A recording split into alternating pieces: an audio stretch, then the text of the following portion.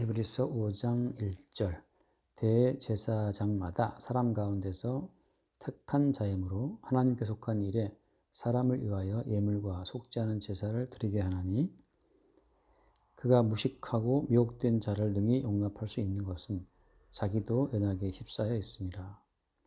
그러므로 백성을 위하여 속죄 제를 드린 것 같이 또한 자신을 위하여도 드리는 것이 마땅하니라. 이 존귀는 아무도 스스로 취하지 못하고 오직 아론과 같이 하나님의 부르심을 받은 자라야 할 것이다. 여기까지 먼저 봅시다. 대제사장이 나오잖아요. 지난주에는 대제사장이신 예수 그리스도, 우리가 믿는 도리의 사도이시며 대제사장이신 예수 그리스도에 대해서 이야기를 쭉 한참 했는데, 근데 이제 5장 1절부터는 이제 사람 가운데 택한 대제사장을 말하고 있어요. 그러니까 실제 대제사장은 예수 그리스도고, 그 예수 그리스도를 나타내고 증거하는 모형으로 대제사장이 쭉 있어 왔던 거지, 이스라엘 역사 가운데에서. 근데 그 대제사장들마다 사람 중에 택한 자이기 때문에, 그들도 어때요? 무식하고, 그리고 이제 그 미혹된 자를 용납할 수 있는 것은 자기도 나에게 휩싸여 있다. 다시 말하면 대제사장도 인간 가운데 세워졌기 때문에 약한 사람들이라고.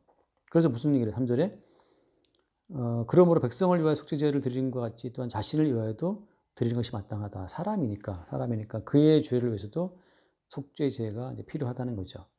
근데 그럼 그들을 왜 세워놨느냐? 그렇죠?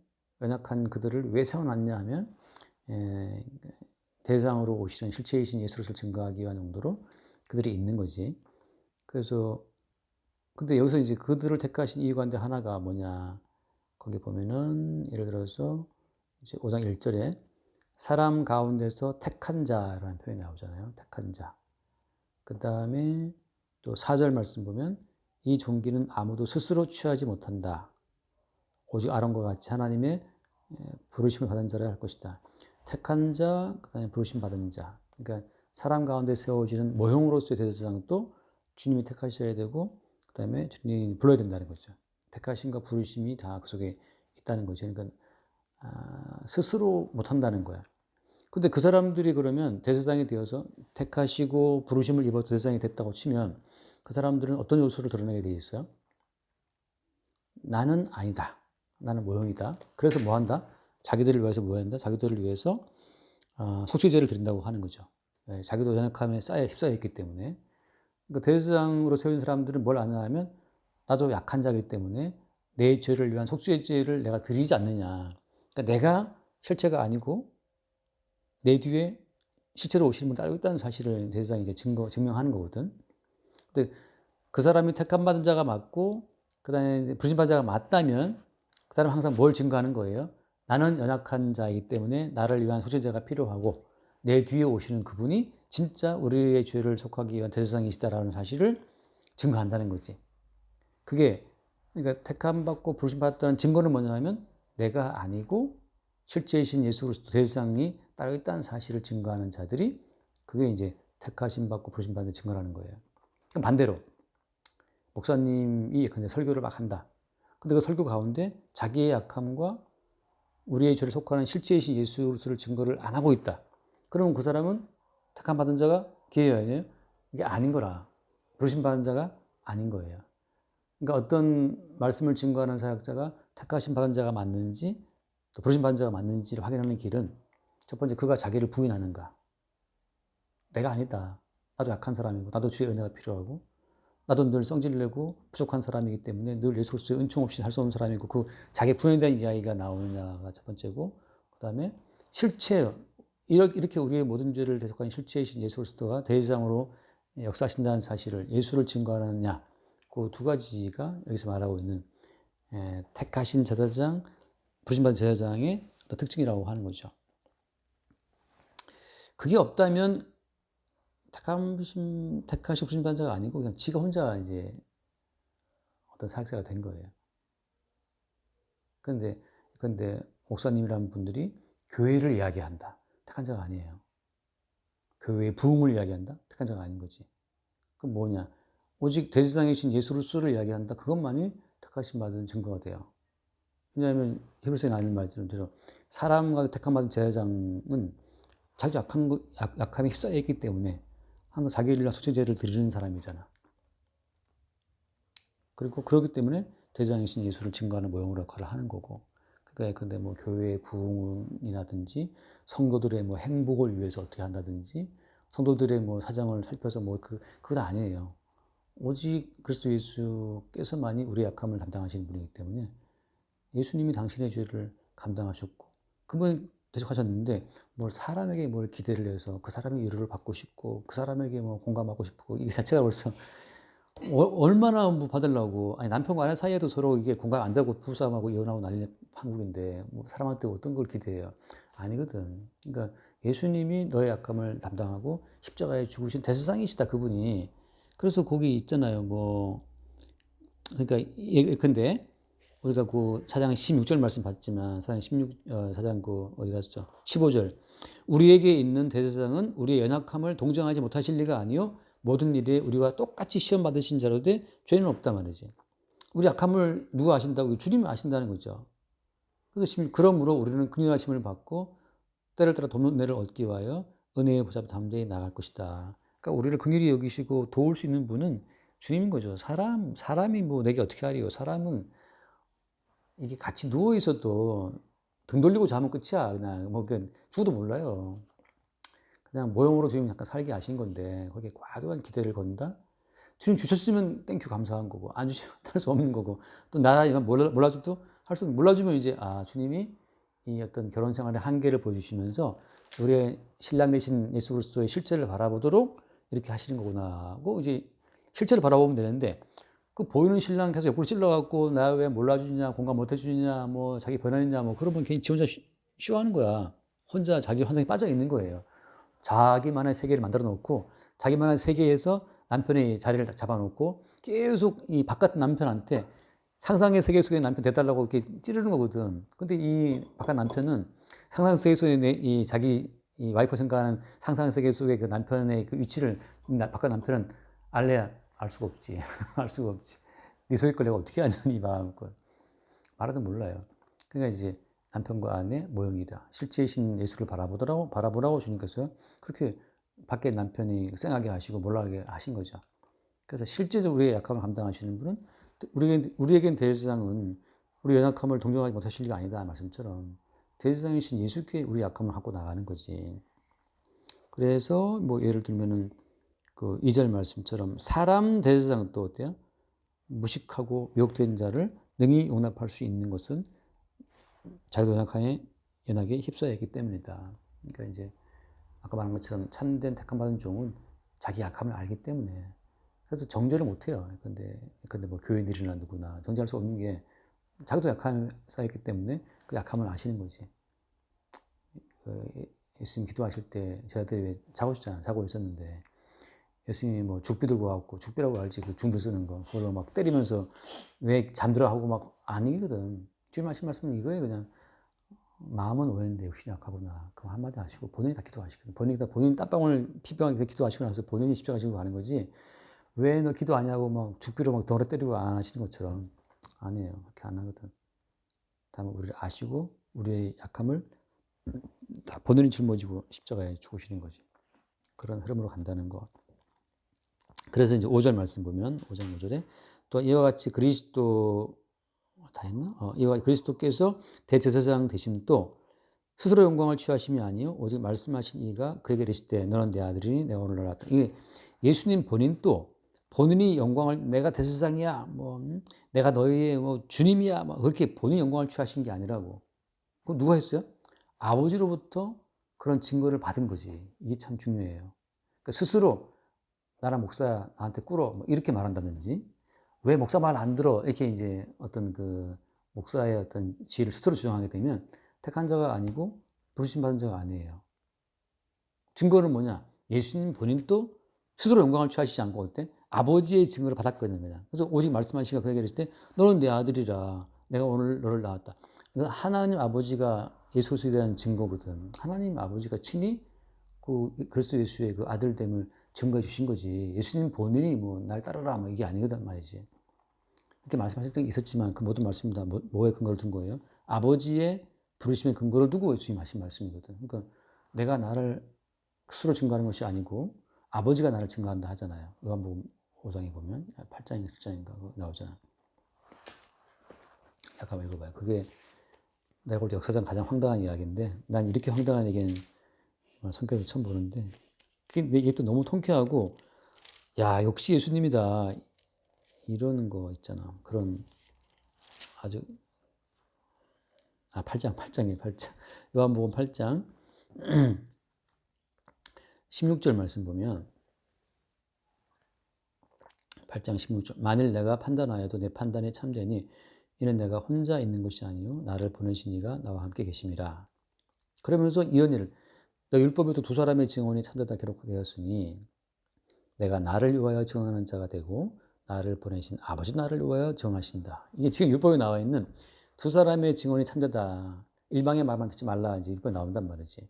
일방의 말만 들으면 상대방 말도 들어봐야 정확히 나오잖아. 자기 입장으로 말하는 거니까 양쪽 말 다 들어봐야 되는 것이. 그러니까 남편이 호소하면 남편 말이고 이제 아내를 들어봐야 돼. 그래야 객관적인 입장이 나오니까. 근데 율법에 나와 있는 그 증언을 이 두 사람의 증언에 대한 관계된 이 법령을 예수가 어떻게 쓰는 거야? 자기를 위해 쓰는 거야. 내가 나를 위하여 증언하는 자가 되고 나를 보내신 아버지 나를 위하여 증언하신다. 그러니까 두 증인이라고 하는 것이 예수 그리스도와 아버지를 말씀하고 있는 거라. 이렇게 율법을 마음에 갖다 쓰신 이 예수님의 이 어떻게 보면 황당한 말씀이거든. 그러니까 두 사람의 증언을 그런 식으로 네가 이용하는 거야? 이 사람의 입장에서는 좀 황당하지. 그래서 19절 말씀에 이에 그들이 묻되 네 아버지가 어디 있는데? 예수님 말씀하시기를 너희는 나를 알지 못하고 내 아버지도 알지 못한도다. 나를 알았더라면 내 아버지도 알았으리라. 알쏭달쏭한 말을 하고 그냥 사라져요. 그러니까 예수님은 그 누구의 증언이 아니라 아버지의 증언에 의해서만 움직인다는 거. 그래서 그 아버지의 증언에 의해서 또 본인을 증언하시는 거죠. 그러니까 이제 여기 말씀처럼 그리스도께서 대제사장 되심은 스스로 영광을 취하심이 아니고 오직 말씀하신 이가 그에게 말씀하시길 넌 내 아들이다 내가 낳았다 그러시니까 아버지의 증언에 의해서 예수님은 대제사장의 직분을 수행하고 있다는 거지. 그러니까 뭐 사람들의 증거도 필요 없고 뭐 세상의 증거도 필요 없어요. 아버지의 증거에 의해서 예수님 그러니까 그 당시 사람 다 예수님 다 반대했잖아. 뭐 죽여버렸으니까. 근데 예수님께서는 거기에서 뭐 깜짝하지 않아요. 아버지 증언이 있으니까. 인간들의 증언 자체는 필요 없어. 너희들의 증거는 돈 주면 좋아라 응원하고 돈 안 주면 그냥 죽여라 그러니까 너희들 증거가 얼마나 허약한 걸 알고 있거든. 그러니까 사람들 그 미국 같은 경우 배심원들 다 뇌물 주고 하면 다 거짓 증언한단 말이지. 변호사들이 왜 그 비싼 변호사 그 로펌 같은데 엄청난 그 수임비를 때려주면서 변호사를 고용해요. 돈만 많이 매기면 변호사들이 있던 죄도 없게 만들어주거든. 온갖 그 요소로 말이지. 증거들로. 그런 것처럼 인간의 증언이라는 것은 허약해요. 돈만 안겨주면 바로 I love you 나와. 돈만 안겨주면. 돈 안 줘봐. 중퇴심 미워한다고. 그래서 우리나라도 연봉 1억인가? 아무튼 1억 넘는 그 가정에서 이혼율이 거의 없어요. 가장 이혼율이 많은 데가 월급으로 치면 300 안쪽짜리들 있잖아. 거기서 이혼율이 높거든. 살기 힘들면 사랑이고 뭐 다 날아가는 거지. 그러니까 인간의 증언이라는 것은 신빙성이 없어. 돈만 먹여주잖아. 바로 I love you 나오니까. 그건 돈 먹고 바로 바뀌는 그 마음이 갈대 같은 마음이 믿을 게 뭐가 있냐고. 근데 그 인간들의 증언을 듣고 뭐 내가 사실 정립한다고 말도 안 되는 거지. 그러니까 예수님은 처음부터 인간의 증거에 그 뭐 눈도 깜빡 안 해요. 1,000만인이 둘러서 갖고 어쨌든 그 지금 신경 안 쓴다고. 근데 이제 아버지의 증거가 있으니까 넌 내 아들이라. 그러니까 아버지의 증언을 갖고 주님께서는 쭉 밀어붙이는 거거든. 나중에 다 둘러싸고 못 박아라 못 박아라 해도 주님께서 거기서 아이고 무서워라 안 하시거든. 니들은 그냥 흙덩어리들이고 도망 갖다 안겨주면 할렐루야 것들이기 때문에 니들의 모든 증언은 아무 신빙성이 없어. 안 믿는 거지. 그러니까 세상 살면서 사람들의 평판에 너무 신경쓰기 없는 게 날 미워하는 사람 있잖아. 돈 갖다 안겨줘봐. 바로 좋아라 한다고. 근데 뭐 좋다는 사람도 이제 그 돈 좀 빼고 안 갚아봐. 바로 원수돼요. 그러니까 인간관계라는 것이 이게 얄팍해. 그걸 정치인들이 아니까 자꾸 돈 뿌리고 하는 거지. 예산을 따고 있습니다. 뭐 하면서 그 자체는 다 인간 본성을 아는 거예요. 그러니까 사람의 증언이 무슨 의미가 있냐고. 예수님께서 그래서 예수님의 대제사장 직분 자체는 아버지의 어떤 증거에 의해서 세워진 거라고 하는 거. 6절 말씀에 또 이와 같이 다른 말씀하실 때 내가 영원한 멜기세덱의 반차를 따르는 제사장이라 하셨으니, 그러니까 아버지의 증거에 의해서 예수님은 대제사장 역할, 대제사장이 되었다는 거죠. 이것처럼 똑같아요. 이것처럼 오늘날 예컨대 주의 택하시고 부르신 받은 주의 일꾼이라면 이렇다는 거지. 그냥 사람들의 어떤 뭐 이거 증거에 의해서 휘둘리고 아이고 무서워라 하면 그건 주의 종이 아닌 거지. 근데 사람들 자체는 그냥 흑덩어리들이 떠들고 있는데 그거밖에 안 보이고 이제 택하시고 부르신 분의 그 음성에만 귀를 기울이면 그게 이제 주의 종이 되는 거지. 그러니까 뭐 누가 뭐라 한더라도 뭐 너무 신경 쓰는 거 신경 쓸 필요가 없어요. 그래서 갈라디아서 1장 말씀 보고 마칩시다. 갈라디아서 1장 거기 뭐 유명한 얘기 있잖아요. 갈라디아서 1장 10절 먼저 9절의 말씀 볼까? 1장 8절. 그러나 우리나 혹은 하늘로부터 온 천사라도 우리가 너에게 전하는 복음 외에 다른 복음을 전하면 저주를 받을지어다.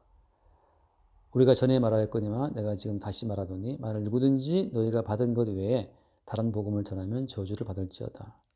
야, 이게 얼마나 참 확신? 이게 뭐 자신감도 아니고 이건. 근데 이렇게 내가 전하는 복음에 다른 복음 전에 저주를 받을 거야. 이렇게 말하는 그 이유가 뭐냐? 10절 말씀. 이제 내가 사람들에게 좋게 하랴 하나님께 좋게 하랴. 사람들에게 기쁨을 구하랴. 내가 지금까지 사람들의 기쁨을 구하였다면 그리스도의 종이 아니다 말이지. 다시 말하면 사도 바울이 지금 이렇게 담대히 말하는 이유는 자기를 부르신 그 주님이 요거 복음만 말하라고 맡겼기 때문에 하는 거거든. 뭐 너 어떤 선생이 맡긴 것도 아니고 친구가 맡긴 것도 아니야.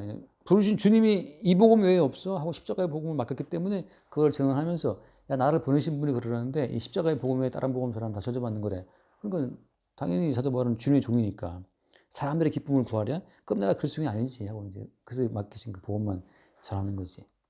이제 바울도 그러니까 그 당시 로마 제국 시대에 바울이 증거하는 복음은 되게 소수 복음이라고. 당시에는 뭐 유대교가 그걸 판치고 있었고 로마 제국의 우상 중에 판치고 있었는데 사도 바울은 특이하게 아주 십자가 못 박혀 죽임 당하신 예수를 전파했거든. 그러면 가는 곳마다 극소수만 생겨 가는 곳마다 한 도시에 가서 한 많으면 열댓 명, 적어 여덟 명 모아놓고 이제 예수 복음 전하고 시작되는 거지.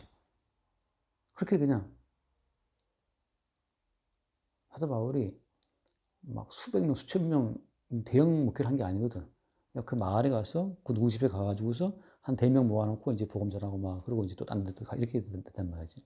그러니까 그 당시에 뭐 많은 숫자 거기에 바울은 신경 쓰지 않아요. 숫자를 목표로 바울은 움직이는 게 아니고 어디 가든지 택함 받은 자가 이 성에 있는가? 그 택함 받은 자만 부르면 된다고 마음으로 말해 복음 전했지.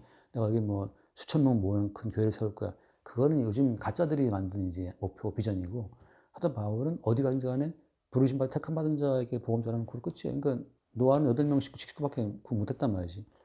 말 똑같아 바울도. 주님이 택하신 자들만 복음을 듣기 위해서 복음으로 연합시키면 그걸 끝이란 말이지. 그러니까 뭐 다른 가치에 신경 쓰는 게 없는 거죠. 그런 것으로 아는 거지. 아, 이 사람은 택함 받은 종이고 이 사람에게 부르심 받은 종이구나를 아는 거고. 예수님이 그 샘플이고. 그러니까 이제 그들은 다 그들을 부르신 어떤 그리스도와 그 주님의 부르심을 근거로 해서 자기 활동의 모든 정당성을 삼고 있는 거고 외형적인 바깥의 성취, 성공, 타인들의 평가 그거 자체는 아예 뭐 아도 안 중이죠. 신경 쓰지 않고 그게 이제 대제사장으로서의 어떤 근거가 돼요. 그러니까 작가. 주님 감사드립니다. 말씀 들을 수 있도록 은혜 베풀어 주신 감사드리고 오직 대제사장이신 주님의 그 은혜만 바라볼 수 있도록 늘 이끌어 주시기 원합니다. 주님 주신 모든 것 참으로 주님께서 은혜 가운데 주셨음을 참으로 감사드리며 우리 주 예수 그리스도님 기도드립니다. 아멘. 주님 감사합니다. 사람의 택함이 아니요 사람의 부름이 아니요 이제 주께서 택하시고 주께서 부르심으로 그리스도께서 우리 대제사장이 되셨고 그 대제사장 되신 그리스도를 증거하기 위해서 또 많은 대제사장들이 시대마다 있었음을 주 앞에 고백합니다. 저는 오늘날 우리도 그리스도 예수의 복음을 증거하는 왕같은 대제사장으로 우리를 불러주셨사오니 오직 십자가에 못 박히신 예수 그리스도의 그 복음만을 나타내고 증거하는 주님의 일꾼으로 온전히 기능할 수 있도록 우리를 축복하여 주옵소서. 우리 주 예수 이름을 기도드립니다. 아멘.